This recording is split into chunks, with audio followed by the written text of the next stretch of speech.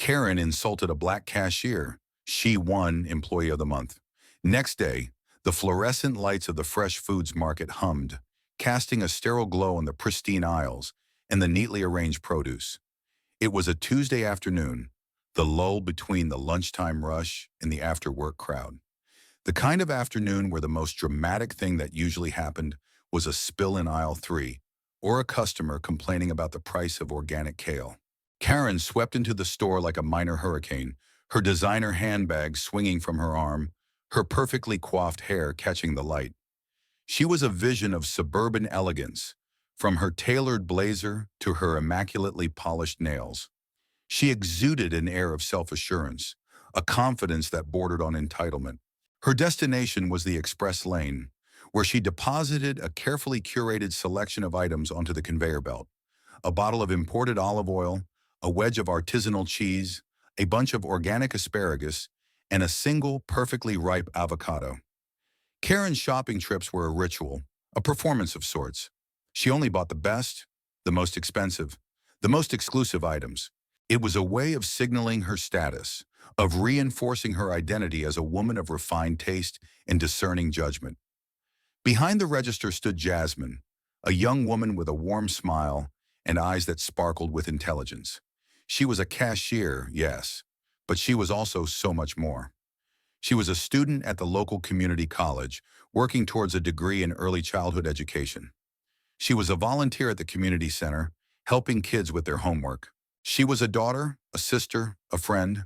She was a vibrant thread in the tapestry of the neighborhood, a source of positivity and quiet strength. Jasmine greeted Karen with her usual cheerful demeanor. "Hi, how are you today?" Karen barely glanced at her. "Fine," she said, her voice cool and dismissive. She pulled out her phone, her attention already drifting away from the transaction. Jasmine scanned the items, her fingers moving quickly and efficiently. She was good at her job, one of the fastest and most accurate cashiers in the store.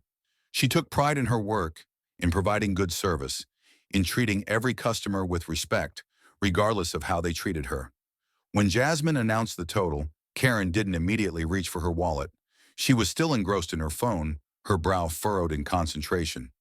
"Excuse me," Jasmine said gently. "Your total is $42.57." Karen finally looked up, her expression impatient. Yes, I heard you," she snapped. She rummaged through her designer handbag, pulling out a slim silver card case. She extracted a credit card, her eyes narrowing slightly as she handed it to Jasmine. Jasmine took the card and swiped it through the reader. The machine beeped and Jasmine looked at the screen. "It's been declined," she said, her voice neutral. Karen's eyes widened in disbelief. "What? That's impossible. There must be some mistake." "I'll try it again," Jasmine said, swiping the card a second time. Again the machine beeped and the same message appeared on the screen. "Declined." Karen's face flushed with anger. "This is ridiculous. I have never had a problem with this card before. It's a platinum card, for heaven's sake." Jasmine remained calm, her smile unwavering. "I'm sorry, ma'am, but the machine says it's been declined. Do you have another form of payment?" "Of course I have another form of payment," Karen said, her voice dripping with sarcasm. "But that's not the point. The point is that your machine is obviously malfunctioning, or you don't know how to use it properly." Jasmine's smile finally faltered, a flicker of hurt in her eyes. "I assure you, ma'am, the machine is working fine, and I know how to use it." "Oh, really?" Karen said, her voice rising. "Then explain why my card is being declined. I have never been so humiliated in my entire life." A few customers in line behind Karen began to shift uncomfortably.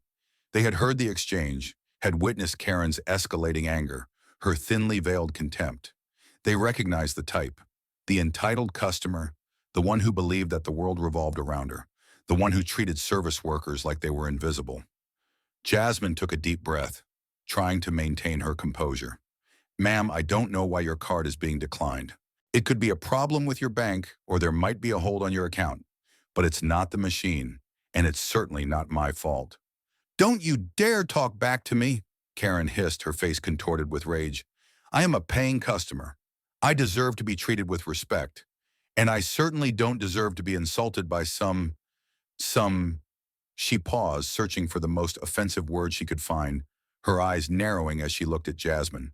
The word hung in the air, heavy and toxic, a racial slur that cut through the sterile atmosphere of the supermarket like a knife.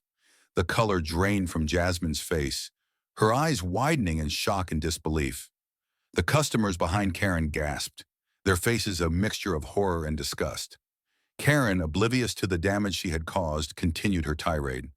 You people are all the same, incompetent, lazy, and always ready to blame someone else for your mistakes. Jasmine stood frozen, the weight of Karen's words pressing down on her like a physical blow. She had encountered difficult customers before, had been subjected to rudeness and impatience, but she had never experienced anything like this level of personal, vicious, racially charged hatred. Tears welled up in her eyes, but she blinked them back. She was not going to give Karen the satisfaction of seeing her cry. She was not going to let this woman break her. She took another deep breath, trying to regain her composure. Her voice, when she finally spoke, was quiet but firm. I'm going to have to ask you to leave, ma'am. I'm calling my manager. Karen scoffed. Call your manager. I'd like to speak to your manager. I'm going to report you. You'll be lucky if you still have a job tomorrow. Jasmine didn't respond. She picked up the phone and dialed the number for the customer service desk. Her hand was shaking, but her voice remained steady. The manager, a tall, no-nonsense woman named Ms. Jenkins, arrived within minutes. She assessed the situation quickly, her eyes narrowing as she listened to Jasmine's account of what had happened. She then turned to Karen, her expression stern. Ma'am, I heard what you said, and I want you to know that that kind of language is not tolerated in this store. I'm going to have to ask you to leave, and I'm also going to have to ask you not to come back. Karen's face turned purple with rage. You can't do that. I'm a loyal customer. I spend hundreds of dollars in this store every month. Not anymore, you don't, Ms. Jenkins said firmly. Now please leave before I call security. Karen, realizing that she had lost, grabbed her bags and stormed out of the store, muttering under her breath. The customers who had witnessed the scene applauded quietly as she left. They then turned to Jasmine, offering words of support and comfort. Jasmine thanked them, her smile returning, though it was still a bit shaky. She was shaken, yes, but she was also grateful. Grateful for the support of her manager. Grateful for the kindness of the other customers. Grateful that she had stood up for herself. The rest of her shift passed without incident. Jasmine tried to put the encounter with Karen out of her mind, focusing on her work, on the steady rhythm of scanning items and making change. But Karen's words lingered, a dark cloud hanging over her thoughts. She went home that evening, feeling drained and exhausted. She told her family about what had happened, her voice trembling slightly as she recounted the details. Her family rallied around her, offering love and support, reminding her of her worth, of her strength, of her resilience. The next day, Jasmine arrived at work with a sense of trepidation. She didn't know what to expect. She wondered if Karen had filed a complaint, if she would be in trouble. She clocked in and went to her register, her heart pounding in her chest. As she walked, she noticed a small group of people gathered near the customer service desk. Among them were Ms. Jenkins and a few other employees. As Jasmine approached, Ms. Jenkins stepped forward, a wide smile on her face. Jasmine, she said, her voice filled with warmth and pride, we have some news for you. She gestured to the group of employees who held up a large banner. It read, Congratulations, Jasmine, Employee of the Month. Jasmine stared at the banner, her eyes widening in disbelief. She looked at Ms. Jenkins, then at the other employees, their faces beaming with pride and affection. What's this? Jasmine stammered, her voice barely a whisper. We wanted to recognize you, Ms. Jenkins said, for your professionalism, your grace under pressure, your unwavering commitment to customer service. We know what happened yesterday, and we are so incredibly proud of you. You handled a very difficult situation with dignity and courage. You are an inspiration to all of us. Tears streamed down Jasmine's face, but this time, they were tears of joy. She was overwhelmed, humbled, deeply touched. She had never received an award like this before. She had never been recognized for simply doing her job, for being herself. The other employees cheered and applauded, showering Jasmine with congratulations and hugs. Customers who had witnessed the presentation joined in, offering words of praise and admiration. Jasmine stood there, surrounded by love and support, feeling a sense of gratitude that was almost overwhelming. She had been insulted, demeaned, subjected to racial hatred, but she had also been recognized, appreciated, celebrated. She had been knocked down, but she had gotten back up. And she had emerged stronger, more resilient, more determined than ever. Karen, meanwhile, was experiencing a very different day. She woke up with a sense of unease, a nagging feeling that something was wrong. She checked her email, her usual routine, but there was nothing out of the ordinary. She went downstairs to have breakfast, but she had lost her appetite. She decided to go to the fresh foods market, her usual Tuesday morning ritual. She needed her imported olive oil, her artisanal cheese, her organic asparagus, her perfectly ripe avocado. She needed to restore some sense of normalcy to her day. As she drove, she couldn't shake the feeling of unease. She replayed the events of the previous day in her mind, trying to convince herself that she had done nothing wrong. The cashier had been incompetent. The machine had malfunctioned. She had been justified in her anger. But deep down, she knew that wasn't true. She knew that she had crossed a line, that she had said things that she couldn't take back. She felt a flicker of guilt, a tiny voice in the back of her mind whispering that she had made a mistake. She pushed the thought away, determined to maintain her sense of self-righteousness. She was Karen, after all. She was entitled to be treated with respect. She was not going to let some cashier ruin her day. She arrived at the fresh foods market and parked her car in her usual spot near the entrance. As she walked toward the store, she noticed that there was a large banner hanging near the entrance. She squinted, trying to read the words. "Congratulations, Jasmine. Employee of the month." Karen stopped dead in her tracks, her eyes widening in disbelief. She felt a wave of nausea wash over her, a cold sweat breaking out on her forehead. Jasmine? That couldn't be right. There had to be some mistake. She walked closer to the banner, her eyes scanning the words again and again, as if she couldn't quite believe what she was seeing. It was real. It was Jasmine. The cashier she had insulted, the cashier she had demeaned, the cashier she had tried to destroy. And she was employee of the month. The irony was almost too much to bear. Karen felt a mixture of shock, anger, and a dawning sense of horror. How could this have happened? How could the universe be so cruel, so unjust? She turned and fled, running back to her car, her face burning with shame and humiliation. She drove home in a daze, her mind reeling, her world crumbling around her. The news of Jasmine's award spread quickly through the community. People who had heard about the incident with Karen were overjoyed. They saw it as a victory, a triumph of good over evil, a testament to the power of resilience and grace. Karen, on the other hand, became a pariah.